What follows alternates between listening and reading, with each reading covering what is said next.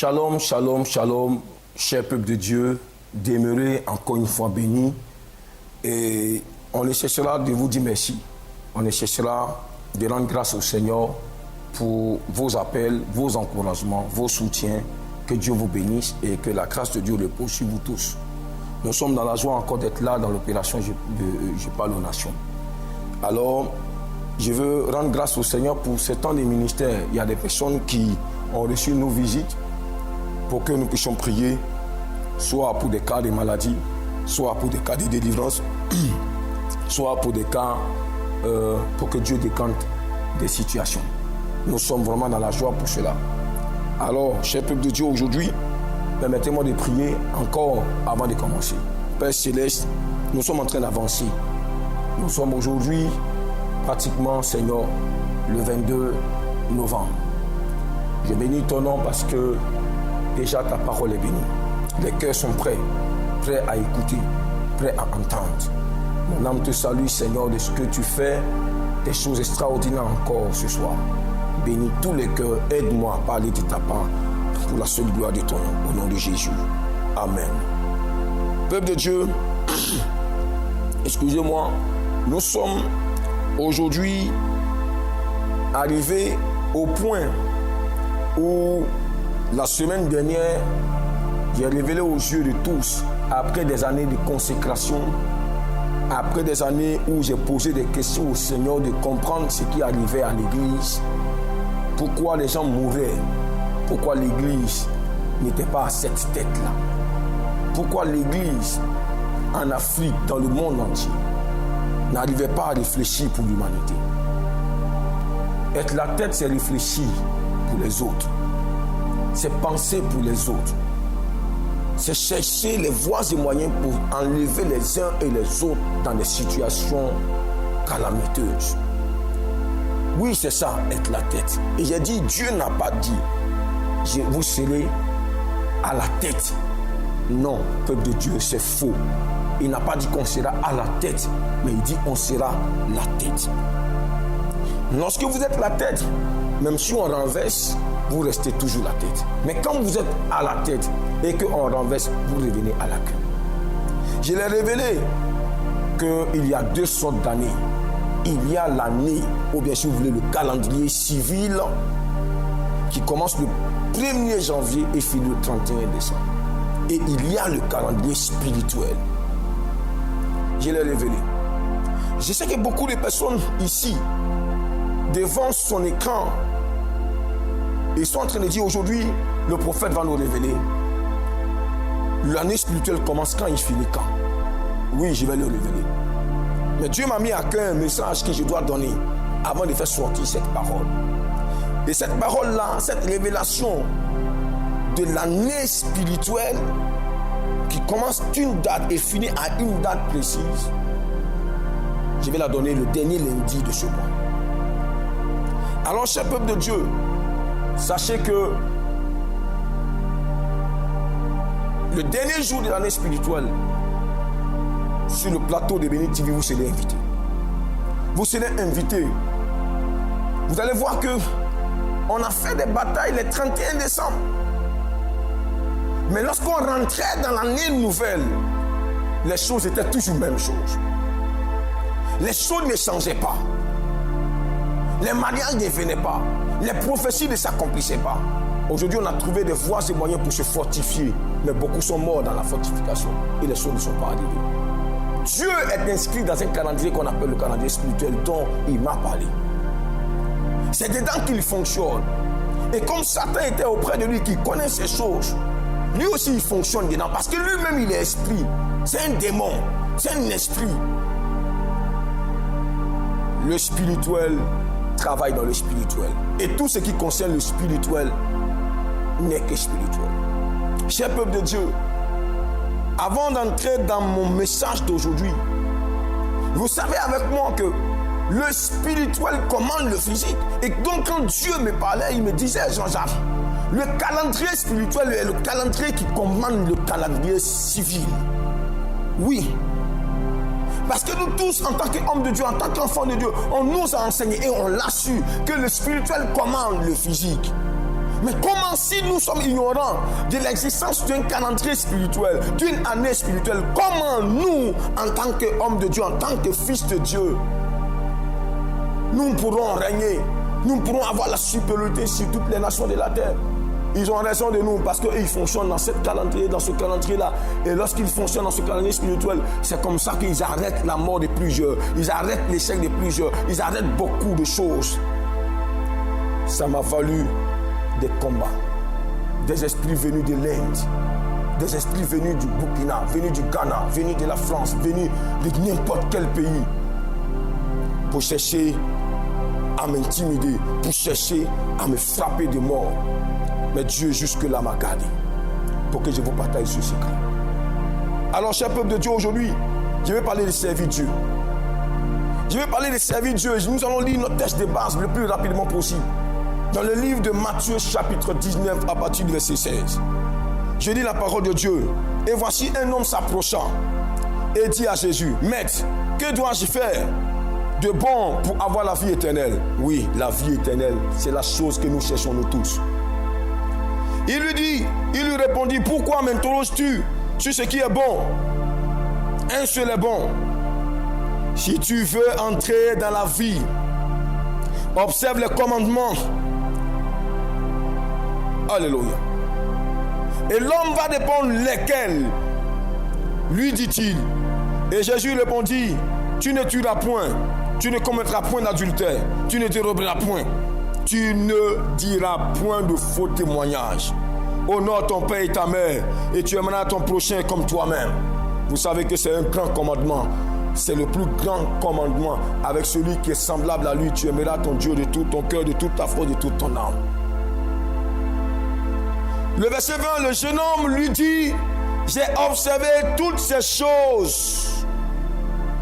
Que me manque-t-il alors? Que me manque-t-il encore? » Jésus lui dit, « Si tu veux être parfait, notez le mot parfait. Va, vends ce que tu possèdes, donne-le aux pauvres et tu auras un trésor dans le ciel.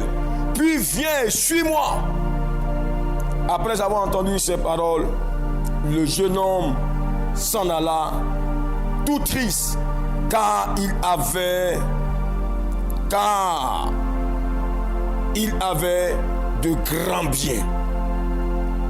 Jésus dit à ses disciples, « Je vous le dis en vérité, un riche entrera difficilement dans le royaume des cieux.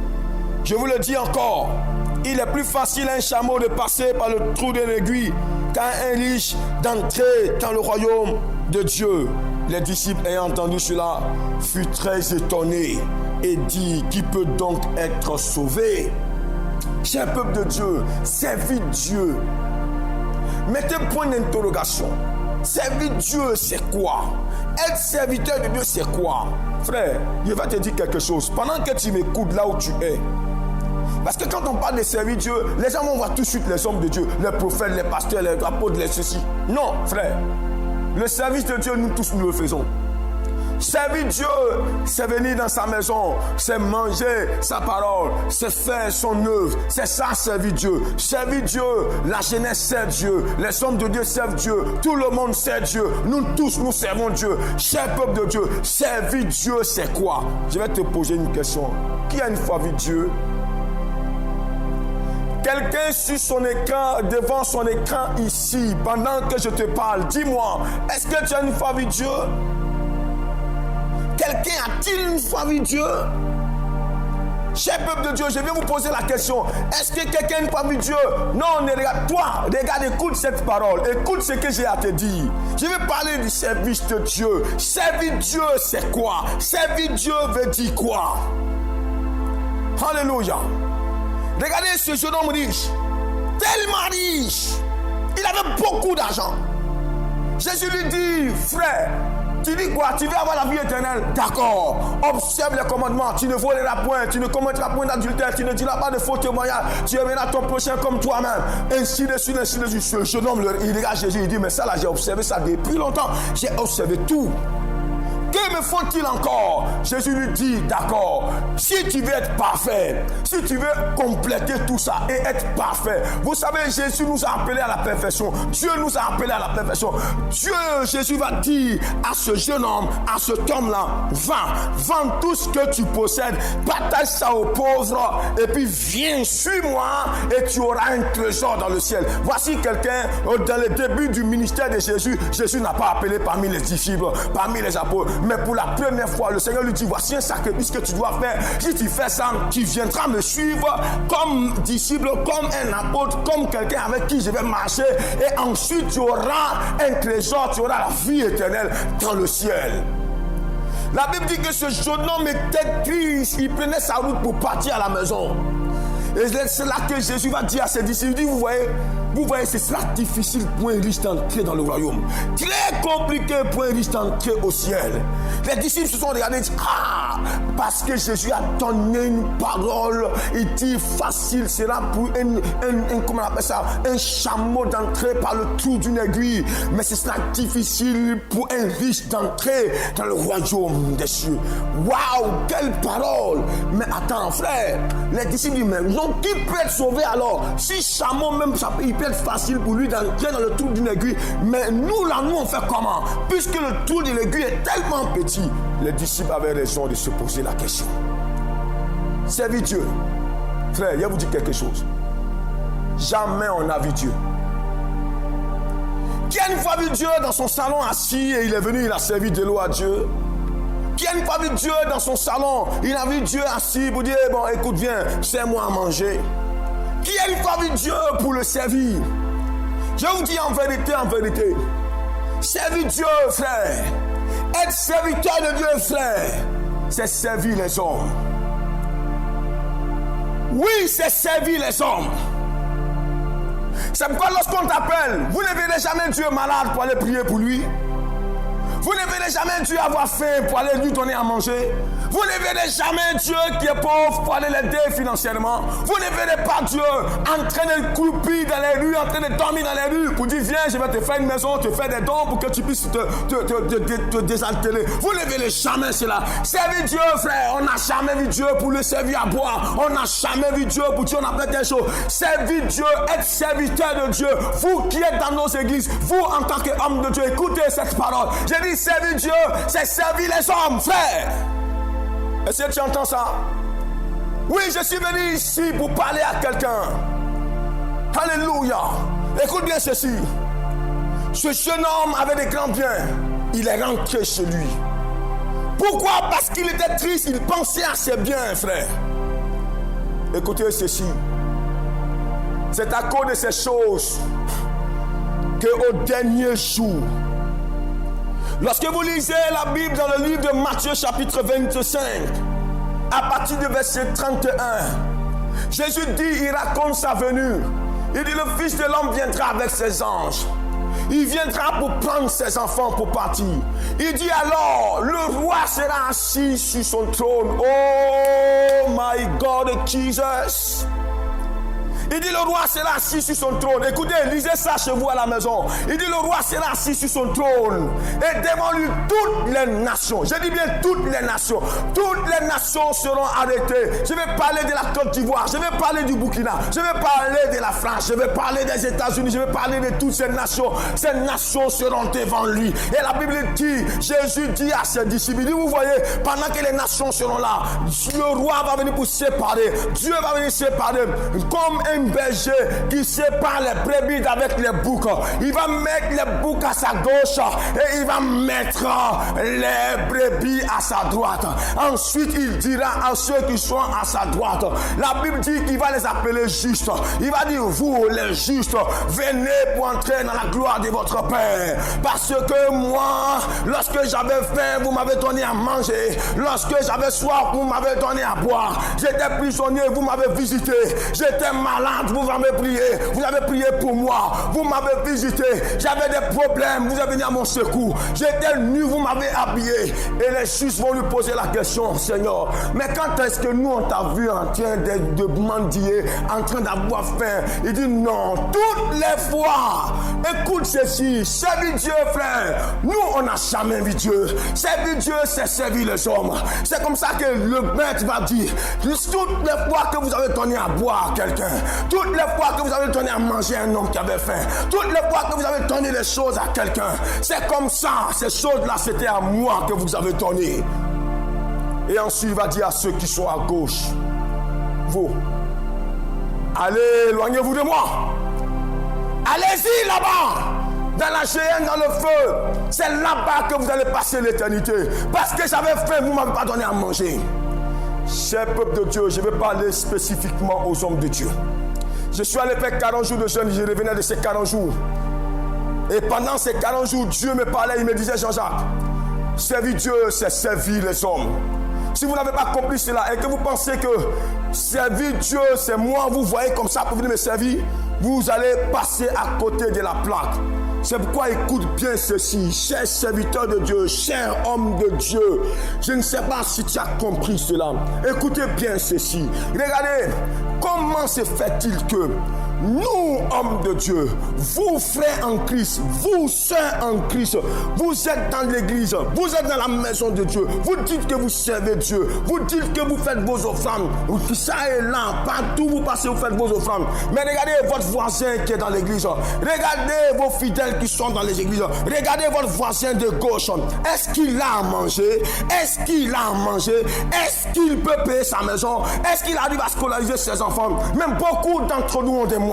Beaucoup d'entre nous ont beaucoup d'argent. Les hommes de Dieu ont l'argent. Les frères ici en Christ ont l'argent. Mais ils disent qu'ils servent Dieu. Mais ils regardent les autres qui ont faim. Ils regardent les prisonniers qui sont en train de croupir en prison. Regardez, vous allez comprendre pourquoi. Pourquoi lorsque l'Afrique est frappée par la faim? Pourquoi lorsque l'Afrique est dans la famine? Pourquoi lorsque l'Afrique ça ne va pas? Ce sont ceux-là qui sont loin là-bas, qu'on appelle les Blancs. C'est eux qui viennent pour nous donner des sacs de riz. Pourquoi? Vous savez pourquoi? Parce que ça aussi c'est servir Dieu. Parce que là où il y a la famine, il faut trouver un moyen pour donner la nourriture. Il faut envoyer des sacs de riz, il faut envoyer des choses. Mais regardez, l'église, il y a des églises, il y a des enfants de Dieu, il y a des hommes de Dieu qui ont des grands moyens. Mais il regarde des gens qui ont faim. Mais frère, ils ne peuvent pas lever un seul bout de leurs doigts. Je vais t'expliquer quelque chose. Écoute bien ceci.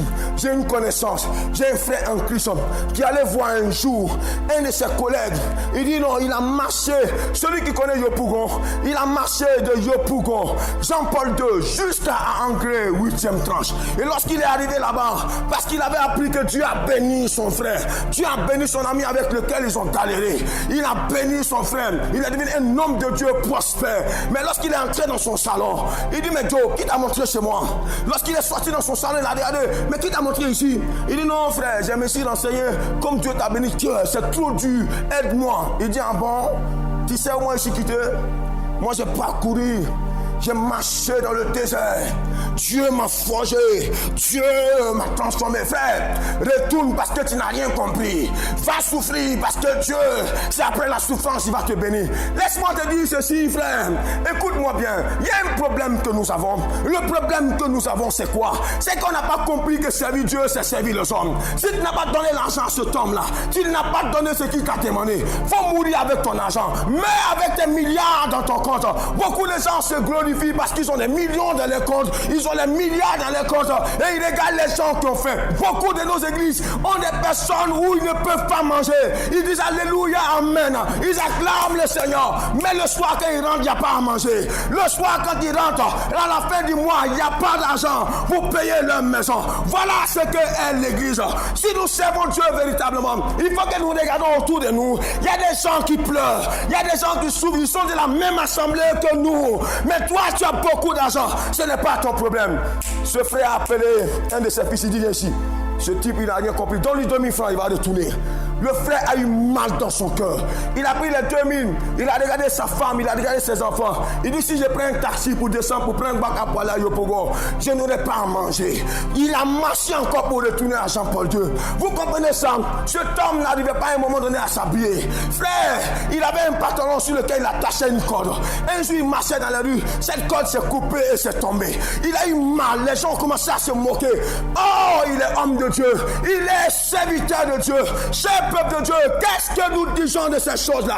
Pourquoi on dit on sait Dieu et nous laissons nos semblables souffrir? Pourquoi on dit on sait Dieu, on aime Dieu, mais on laisse les gens mourir de faim? Vous savez quoi? Le jugement va nous demander des comptes. Dieu va nous demander des comptes parce que les nations seront devant lui et nous saurons que Dieu avait faim. Mais quand est-ce qu'on a vu Dieu avoir faim? C'est les hommes dans les rues qui ont faim. Quand est-ce qu'on a vu Dieu n'avait pas de maison? C'est les gens qui sont Dieu qui n'ont pas de maison. Nous sommes dans nos belles voitures. On roule, frère. C'est pas parce que moi j'ai une belle voiture. C'est pas parce qu'il y a quoi que ce soit. Mais Dieu m'envoie pour parler à quelqu'un, pour parler à l'église, pour parler à sa maison, pour parler aux hommes de Dieu, pour parler aux frères chrétiens en Christ, pour que nous servons Dieu réellement. Parce que c'est ça le service de Dieu. Écoute cette parole. Oui, frère, l'Esprit du Seigneur est sur moi parce qu'il m'a oint pour te parler. Tu m'entends, frère? Je vais lire ce texte biblique. Jacques, chapitre 1. Oh my God, Jesus. Jacques, chapitre 1, le verset 27. Voilà ce que la Bible dit. La religion pure et sans tache, c'est-à-dire ce qui est parfait, ce que Jésus avait demandé à ce jeune homme. Vous savez, nous les hommes de l'église évangélique, nous nous sanctifions. Nous sommes à l'image de ce jeune homme riche. Nous observons tous les commandements. Mais Jésus a dit à cet homme, si tu veux être parfait, va vendre tout ce que tu as, partage aux pauvres. Nous nous sanctifions. Nous observons tout. Nous aimons. Nous prêchons bien. C'est bien, frère. Mais il a dit à ce homme, si tu veux être parfait, c'est-à-dire quoi? Si tu veux être pur et sans tache, la religion pure et sans tache devant Dieu notre Père consiste à visiter les orphelins et les veuves dans leur affliction et à se préserver des souillures du monde. Voici la religion parfaite, voici le service de Dieu parfait. Le service de Dieu parfait. Le service de Dieu parfait, sans tâche. Frère, écoute-moi bien. Si tu te sanctifies, c'est bien. C'est ce que Jacques a appelé la foi sans les œuvres. Nous avons la foi et nous nous glorifions de tout ce que nous possédons. Car nous disons, Dieu nous a bénis, Dieu nous a élevés. Je l'ai dit tantôt dans les prédications précédentes, que Dieu a fait le pauvre pour le riche et le riche pour le pauvre. Pourquoi Dieu enrichit un homme? C'est pour que par sa richesse, des hommes ne soient plus pauvres. Parce que la richesse n'est pas venue de lui. La richesse n'est pas venue de lui, mais est venue du Père des Lumières. C'est lui qui t'a enrichi. La Bible dit que c'est Dieu qui a enrichi et c'est Dieu qui a pourvu. Il a enrichi qui il veut, il a pourvu qui il veut. Mais si toi il t'a enrichi, pourquoi tu ne vas pas visiter ces personnes-là? Tu ne sais pas que c'est Dieu qui est là. Tu ne sais pas que c'est Dieu qui est là. Tu ne sais pas ça? Écoutez bien ceci. Je suis obligé de dénoncer ces choses parce qu'il faut que nous servons Dieu. Nous devons le servir. Beaucoup de gens disent non, il faut que j'ai beaucoup d'argent d'abord. Il faut que j'ai beaucoup d'argent. Mais quand tu n'as pas encore beaucoup d'argent et que tu n'as rien fait, c'est pas quand tu auras beaucoup d'argent que tu feras quelque chose. Parce que l'homme fidèle dans les petites choses, c'est celui-là qui est fidèle aussi dans les grandes choses. Alléluia. Chers peuple de Dieu, comprenez cette parole. Comprenez ceci. Regardez une femme abandonnée par son mari avec ses 2 enfants que je connais bien, qui est ma fille spirituelle, mais priant dans notre église. Écoute ceci, dans cette église, les gens ont des grands moyens. Elle dit, quand tu arrives, papa, le dimanche, les voitures sont garées partout.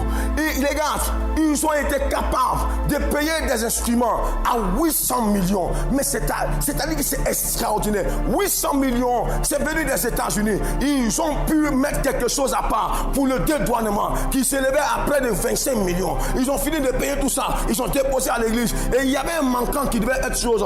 Et ce jour-là, ils ont cotisé 5 millions et sorti sur place. Mais un jour, cette femme qui dort dans une maison à Yopougon, une maison de 20 000 francs, cette femme-là, elle a pris la peine, elle a dit non, je m'en vais voir papa, je m'en vais voir notre pasteur. Elle est partie, elle est rentrée là. Elle a dit papa, c'est difficile, je n'ai pas quoi manger, c'est compliqué, je dois mettre mes 2 enfants à l'école, je n'arrive pas à payer mon loyer. Papa, est-ce que tu peux m'aider?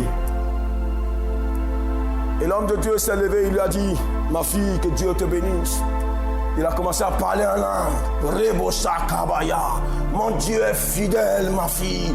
Mon Dieu est fidèle, j'ai prié pour toi. Et Dieu va faire. Et ensuite, il lui demande, qu'est-ce que tu fais dans la vie? Il dit, non, papa, je me débrouille avec des petits. Oh, Dieu va bénir ça. L'Éternel va bénir cela. Lorsqu'elle m'a dit ça, j'ai mon cœur saigné, frère. Je lui ai dit, femme, le peu de moyens que Dieu me donne, je prendrai les partager avec toi, à la mesure de mes moyens. Mais écoute bien ceci, servir Dieu, c'est servir les hommes. Car on n'a jamais vu Dieu. C'est pourquoi au dernier jour, il demandera chacun de nous les comptes par rapport à ce que nous avons géré comme argent. Parce que nous oublions souvent, même quand nous prêchons, on oublie que même l'argent qu'on a, ce n'est pas pour nous. L'argent ne nous appartient pas. Parce que c'est écrit noir sur blanc que l'or et l'argent appartiennent à Dieu. Mais parce que les gens ont beaucoup d'argent. Ainsi m'a parlé le Seigneur. Il dit, écoute bien Jean-Jacques, si quelqu'un a des milliards dans son compte et qu'il meurt et que ces milliards sont entrés là-bas, il pense qu'il va venir se glorifier au ciel pour dire Seigneur, tu m'avais béni, j'ai laissé dans un compte là-bas des milliards. Frère, je te dis la vérité, je te dis la vérité, tu vas comprendre ce jour-là que tu as fait quelque chose que Dieu n'a pas apprécié. Heureux ceux qui s'amassent du trésor dans le ciel. Ici, la teigne et les voleurs baissent. Vous savez combien de comptes sont endormis? Pourquoi? Parce que les propriétaires sont morts sans qu'il ait laissé de traces. Et ces comptes-là sont endormis dans les banques, partout dans les banques. C'est ce que vous voulez être. Servir Dieu, c'est servir les hommes. Il y a trop de pauvres autour de nous. Il y a trop de misérables autour de nous. Regardez, l'église, elle seule, peut se lever un jour pour dire, nous visitons une nation qui est dans la faim. Nous visitons une nation qui est dans la pauvreté. Oui, nous pouvons le faire. Mais lorsque les Blancs viennent le faire, on dit non, ce sont les Blancs qui se moquent de nous. Mais ils pratiquent la parole de Dieu, frère. Tu m'entends? C'est pourquoi je suis venu révéler l'année spirituelle. Oui, frère, c'est là que je vais finir. L'année spirituelle existe parce que Dieu m'a parlé. S'il y a une année civile, il y a aussi une année spirituelle. L'année civile commence le 1er janvier et finit le 31 décembre. Mais l'année spirituelle finit quand? Et commence quand? Vous le saurez la semaine prochaine. Car le moment de Dieu a sonné où l'église va monter.